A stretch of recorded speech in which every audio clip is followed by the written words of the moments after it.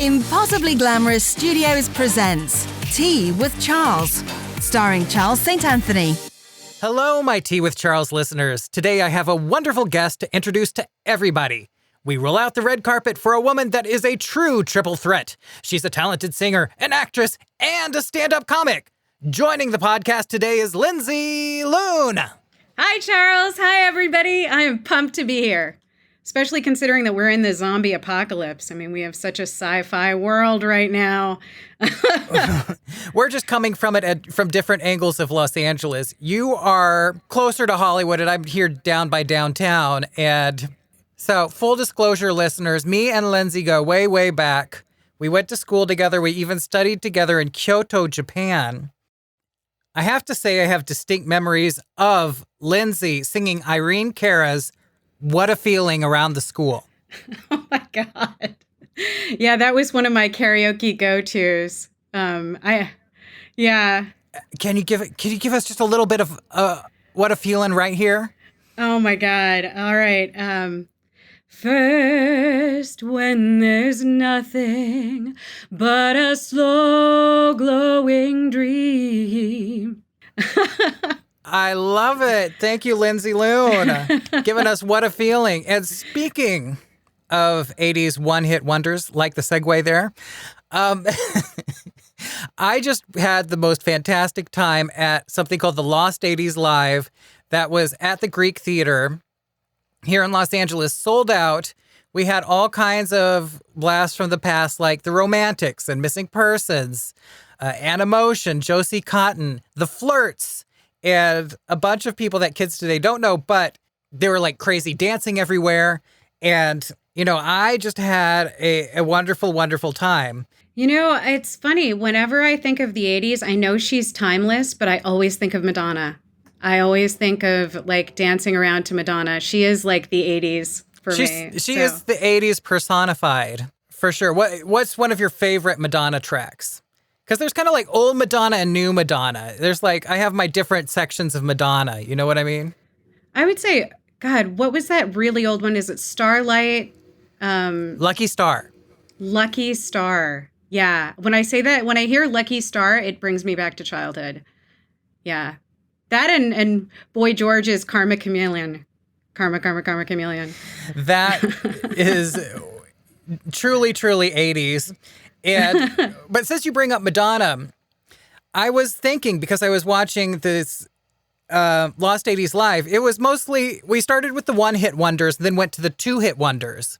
And it got me thinking, how do singer-songwriters make a living? Like, how many hits do you have to have before you're not in the nostalgia tour like the Lost 80s 5 and you're opening for yourself? Because, you know, I've seen acts from that era, say Aerosmith or The Cure, and they have a catalog full of hits.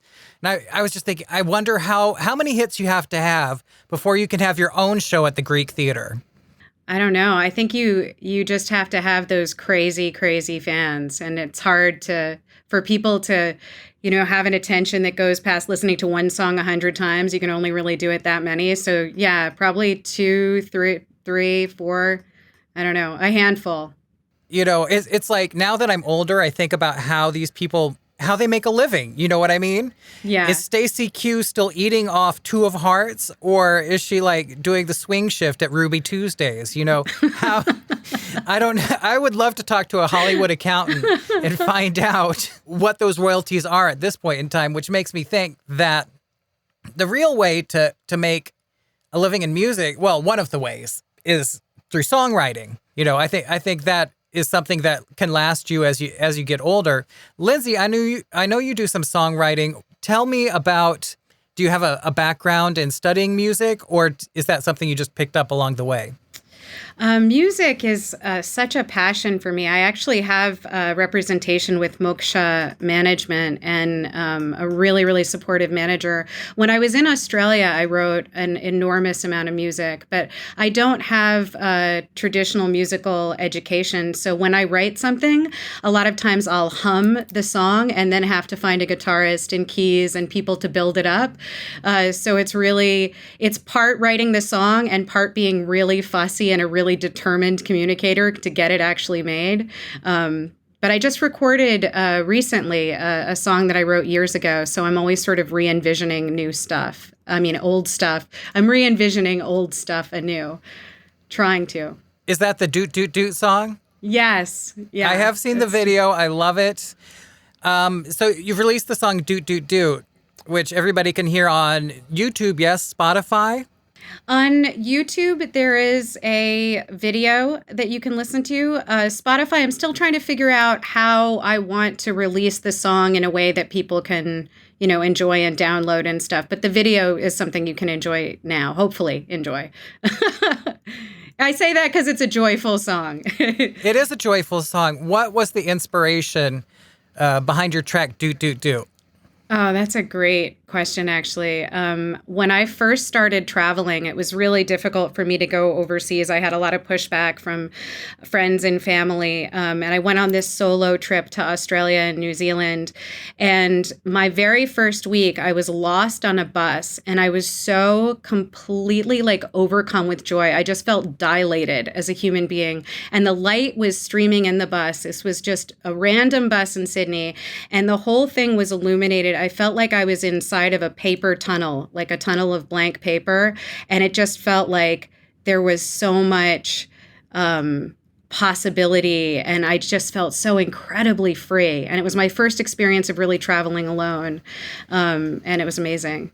That's very interesting because, going down under Australia, New Zealand, that's something a lot of Americans dream about. What brought you to Australia in the first place? I had never met an Australian that didn't have an amazing sense of humor. I just thought I want to go to a country that also has so many actors that have infiltrated Hollywood. I mean, the population of Australia isn't that much more than Texas, and they've made such an impact on entertainment. And I thought, I want to go where these beautiful storytellers are, and also wild animals. I was just I want to hug a koala. I want to see crocodiles. I want to see snakes. I want to run around and adventure. And so adventure and humor. Yeah. And beaches.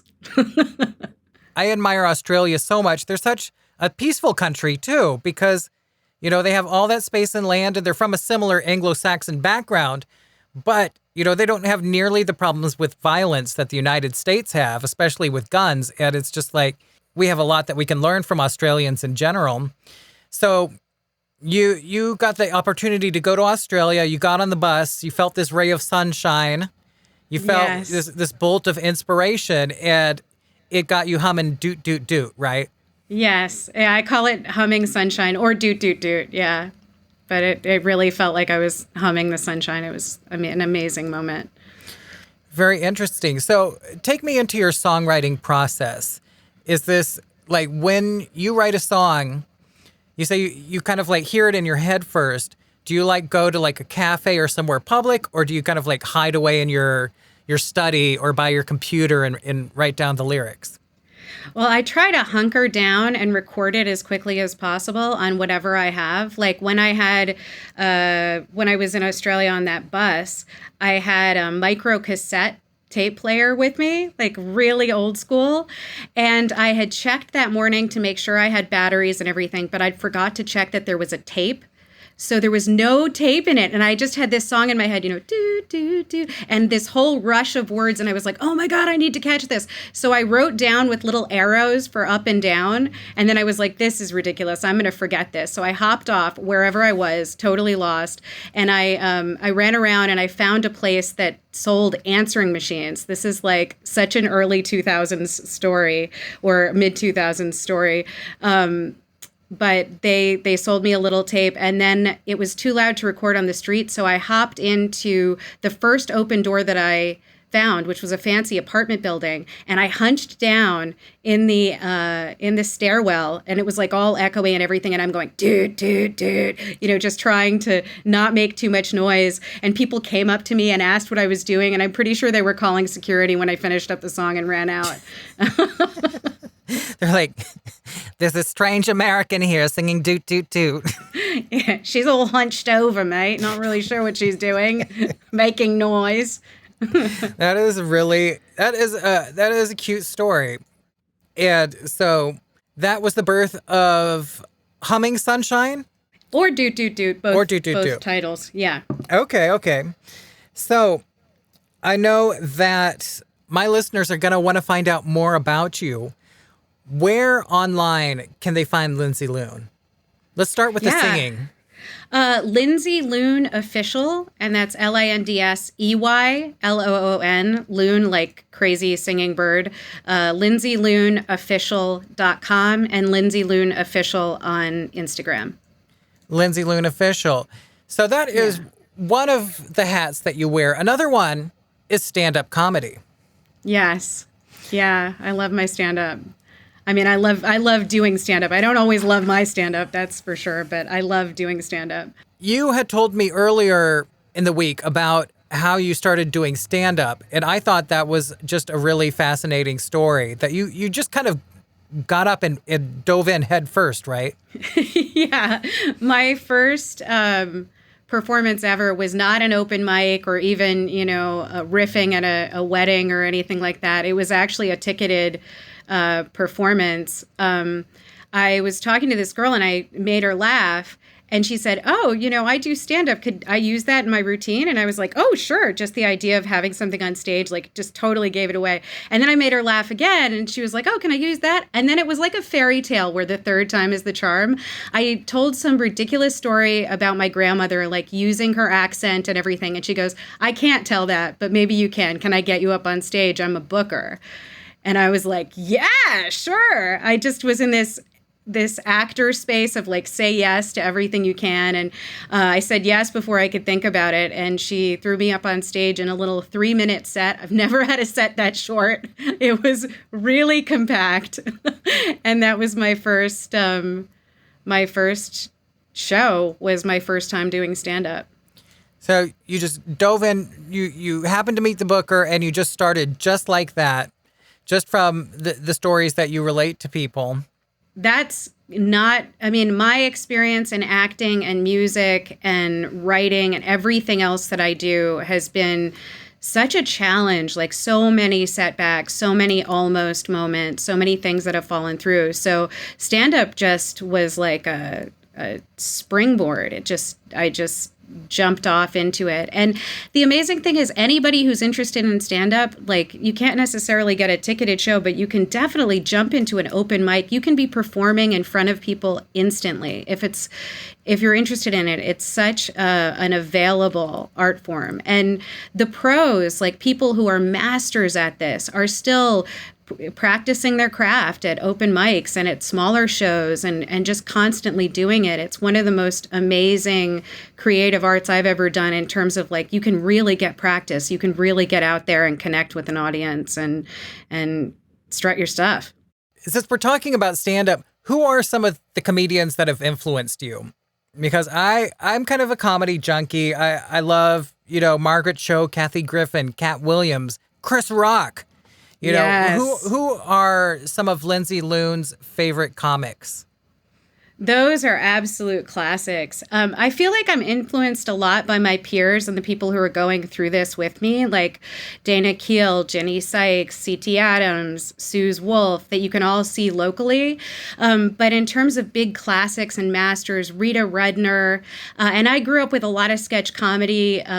Saturday Night Live, Best of Eddie Murphy's Saturday Night Live, my sister and I had memorized, which was like hilariously inappropriate a lot of the time, like to see these two little white girls like trying to do Eddie Murphy's impressions of people and stuff. But we were just so in love with his ability to become other characters and just like push the world to this absurd level. And so Rita Rudner for sure, lots of sketch comedy. I also like Cristela Alonso, Wanda Sykes, Jen Kirkman, Michelle Wolf, and early Joan Rivers, for sure. She was an absolute titan. She was a powerhouse, for sure. Yeah. The list of legends right there. And hats off to you, because stand-up comedy sounds terrifying to me. I prefer to hide here with my microphone where I can spout off jokes and like not have somebody throw eggs at me or something like that. I don't know. There's always that danger. Yes. There's always that danger that they've got tomatoes in the audience. That's why, vegan shows are the most dangerous because you get tomatoes, not eggs. It hurts more. Oh, I didn't think about that. They're throwing some tempeh at you. Yes. Yeah. If people want to see more of my comedy, you can find it at Loon Laughs. That's Laughs, like laughter, plural, loonlaughs.com. But Lindsey Loon Official is the best way to find me. Lindsey Loon Official and Loon Laughs. Fantastic. Well, I'm ready to laugh right now, Lindsey. Are you ready to get into some hot topics? Let's do it. Let's do it right after the British diva here. Pour yourself some tea and let's dive into these hot topics. All right, Lindsey, the show on everyone's lips right now, Sex Life, on Netflix. Have you been watching it? I have watched some, yeah. I heard it was a can't miss, so I checked it out. Honestly, it's not my kind of show, but it is really compelling. Like, you get sucked in whether you want to or not. Definitely. And it is, without giving too much away, we can say that it shows the conundrum of, like, from our generation, it was Aiden versus Mr. Big from Sex and the City, right? Mm-hmm. It's like, it's the battle between the reliable dude and the guy who gives you butterflies. Yeah. Or as the kids say these days, the fuck boy. And Lindsey, can't we just have it all? Can't we get both to a certain degree? Or have you had a Mr. Reliable or a Mr. Big type? Yes, I would say, I would say that my man now is pretty reliable, pretty there. And somebody I really admire. He's a very kind soul. Well, that's great. Yeah. That is wonderful. Sorry, that's kind of cheesy, but it's true. I got to give him props for something. He's a real champ. I'm pretty mean about him in my stand up, and he takes it. He takes it well. He takes it well. So for those who haven't watched Sex Life on Netflix yet, it is centered around a woman named Billy who used to live in New York City in like Manhattan or one of the trendy parts of Brooklyn. She was kind of a party girl and she'd go out with her friend Sasha. But she gets married to an investment banker and moves to Connecticut to the nice suburbs. And her old flame, this Australian hottie, who's like this exciting music industry exec, like, he's kind of the one that got away. So for you, Lindsey, which one, just objectively in the series, which of these men do you like more? Do you like Cooper, the investment bank guy, or do you like the sexy Australian? Do I even need to ask? Yeah, no, I mean, I tried. I really wanted to like the sexy dad, and he was doing all the right things, but the Aussie muso was pretty sexy and compelling. So I have to say, I went for Butterfly Boy. You went for Butterfly Boy. Yeah. And I'm not going to spoil too much, everybody, but we do get male full frontal in this program. So at least there's that. So Netflix did not disappoint. Though I have to say, the kids would drive me to the Australian guy. Mm-hmm. I'll be honest. Her kids got on my nerves. Like her son, it's like the kid in the Babadook. And like, I don't know. I think I would go crazy in the Connecticut suburb life too. If anything, it's like, I feel like our life in Los Angeles is full of Sashas. We're all still down in. Yes. It's like, I guess here, the Los Angeles version of that is like moving to like Orange County or something and settling down. Yeah. Yeah, probably. And so you haven't finished the show yet. What do you think is going to happen, Lindsey? Oh, actually, I cheated. I went to the end. You've seen it. I did. I needed to know what happened because there's this tension throughout the whole thing. So I'm not going to spoil it, but there are some twists and turns. All right. Well, I have to say, in the entire series, the thing that made me laugh the hardest is the episode 2. They're in Grand Central Station. And there's this scene involving breast milk. I'll just say it. Breast milk. Oh, yes. And there's a woman who turns to her while she's like pumping her breast or whatever. And the woman turns to her and says, "So gross." You remember that? I rewound to her reaction like 10 times. "So gross." My friends were like, "That's actually you in series, Charles," because that's like, I feel like that was something that sounds like something that would come out of my mouth. So nice fan. I know. See, look what it says. Oh, I love it. This is audio only, so you can't see it, but I have a fan that says "cunt" on it. So.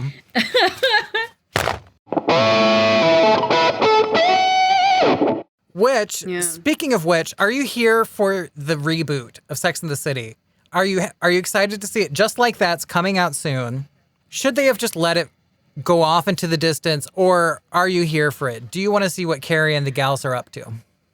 I really do. And I wasn't that into the original, but I'm curious as to how they've aged and how they're going to like keep that excitement, that energy, and that sexiness when they're in their 50s. They're in their 50s now. Yeah. Yeah. So I just feel like, get it, girl. Like, I want to see what it is that they get up to. And I wasn't even that into it the first time around. But my favorite character was Samantha. Yeah. Samantha, she made the original series for sure. But I can see where Kim Cattrall was coming from. She's like, ugh, I gave you 2 movies already. This beating a dead horse. You know, I don't want to play this sexy cougar, sex pot in my 60s. She wants to do other things. She wants to go take a pottery class or something. Kim Cattrall is done. She is done with Samantha. She's living her best life, actually. She's living her best life. Involves pottery, yes. I'm afraid to see how much surgery they've had. Because I feel true.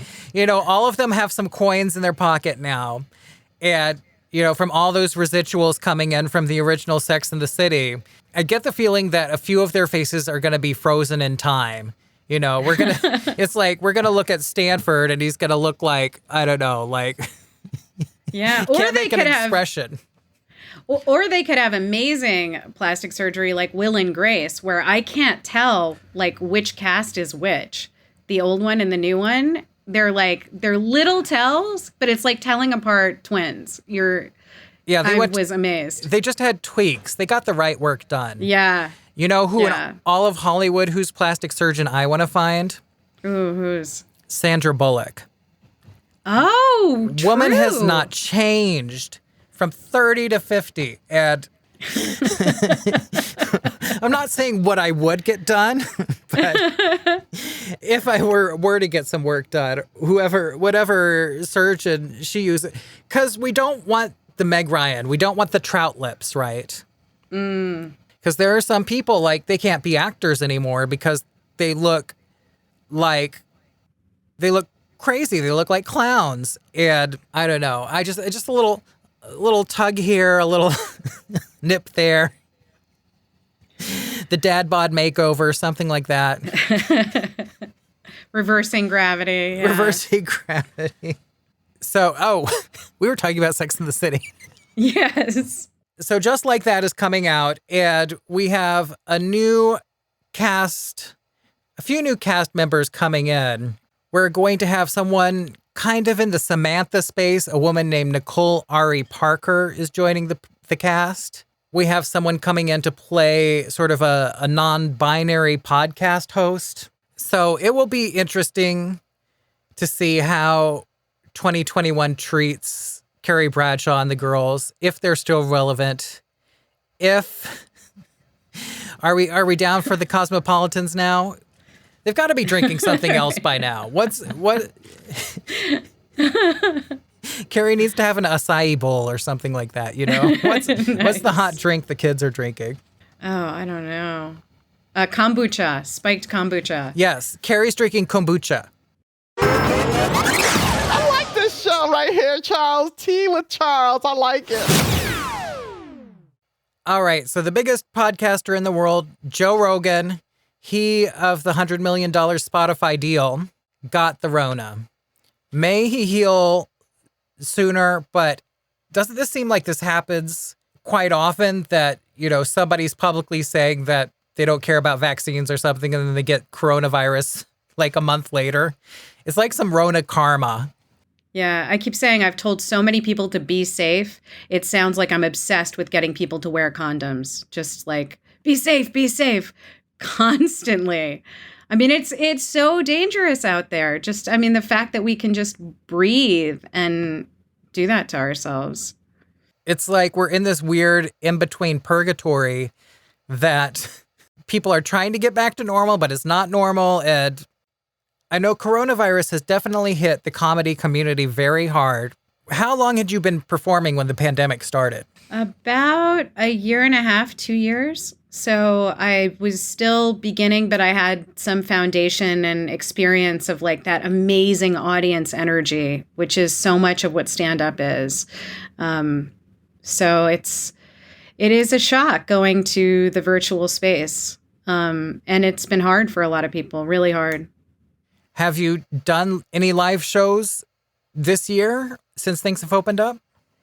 Yeah. I was performing at the Comedy Chateau. And then I got invited through the Shindig show to perform with them.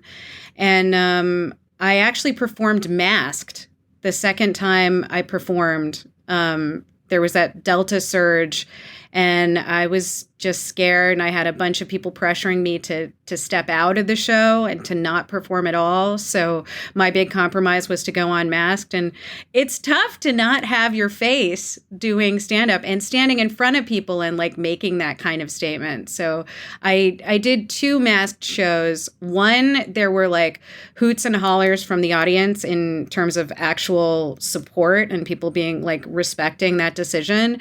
The second one, the audience was chill. Like there was just this wave of coldness because I think it just reminded people that they were taking a risk going out, and it seemed like judgy or whatever. Anyway, the second time after that second performance, I was like, I'm going back to the virtual space for a while. But I also run online comedy shows, so that's been a really good thing to have during the pandemic. Tell me about that, the online comedy shows you do.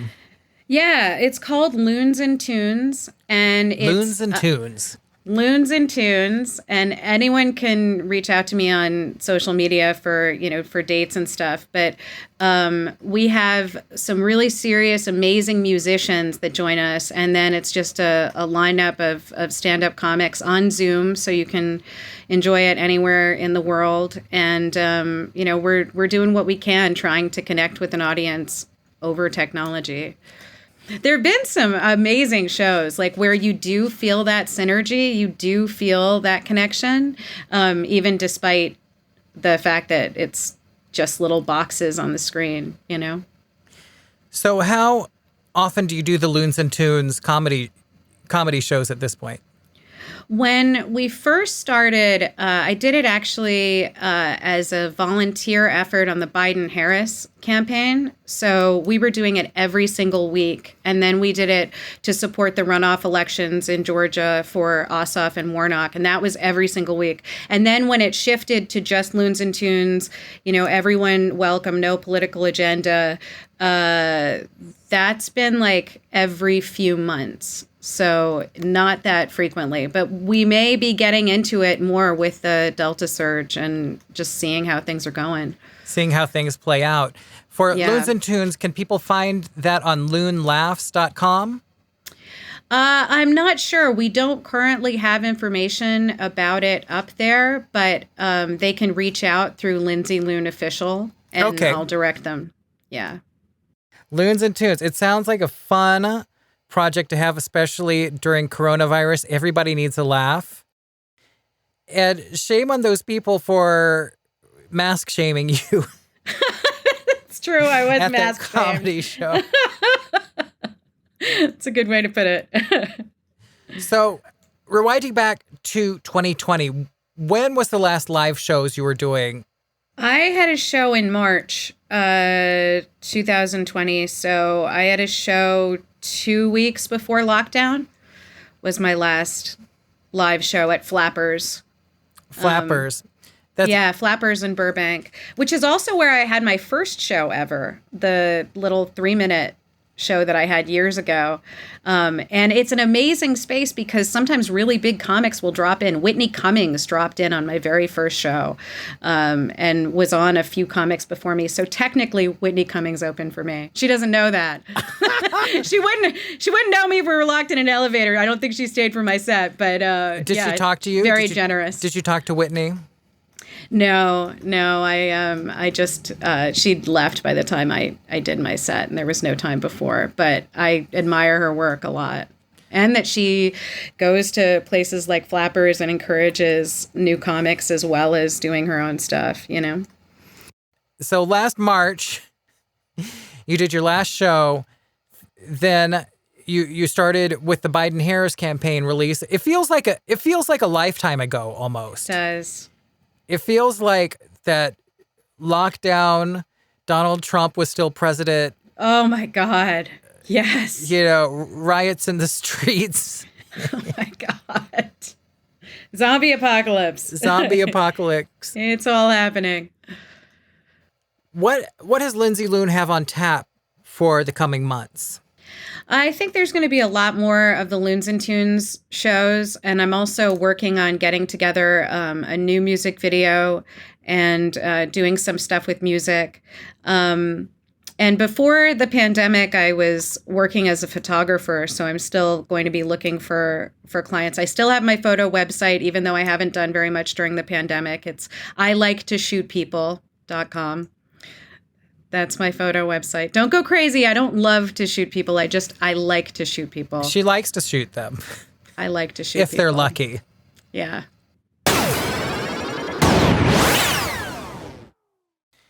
So, Lindsey, multi-talent. You have the comedy. You have the singing. You have the photography. And you're going to be teaching soon.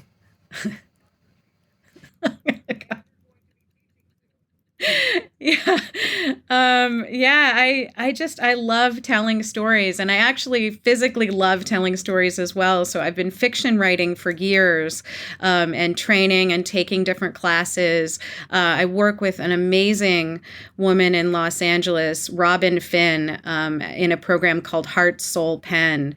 And I've been doing that for years. And some of that has inspired me to do my own kind of teaching for creative writing. So the classes are on Zoom. And we've got people from all over the world, from Nigeria, from Malta and Croatia and Australia. And it's an amazing opportunity for people to connect through storytelling. That is fascinating. How do the students find out about you?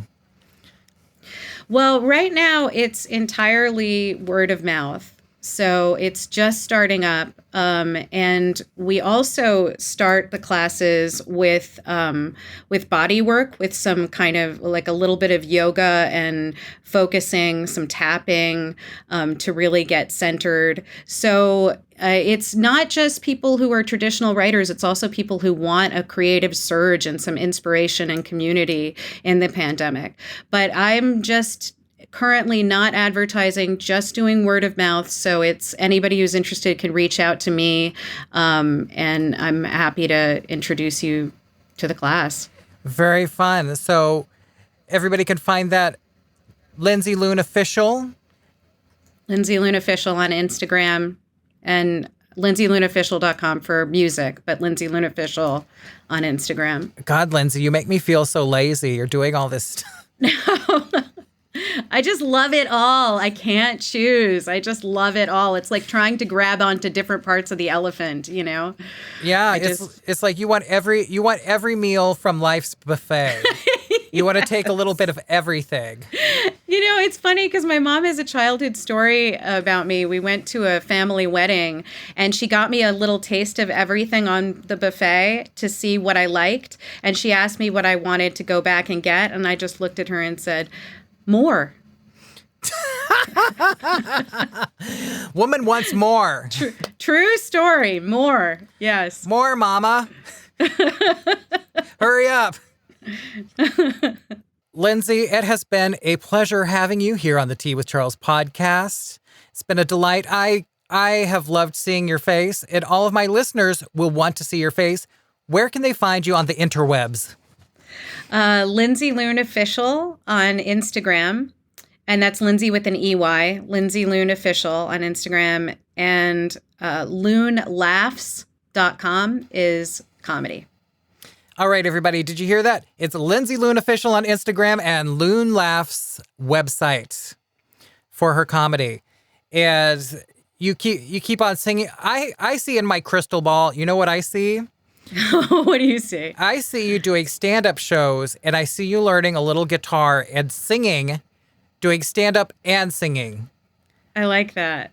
Doing a little stand-up and then playing them a little humming Sunshine doot doot doot. A little Bo Burnham, yeah. Yeah. That'd be fun. Wonderful. Well, thank you for joining me, Lindsey. You take care. Thank you so much, Charles. This has been a blast. Catch me on social media at KingCharles0921. Support the Tea with Charles podcast, getting your copy of one of my books, and become a Tea with Charles Patreon. Thank you for listening to the Tea with Charles podcast. Tune in again next time. Ta-ta for now.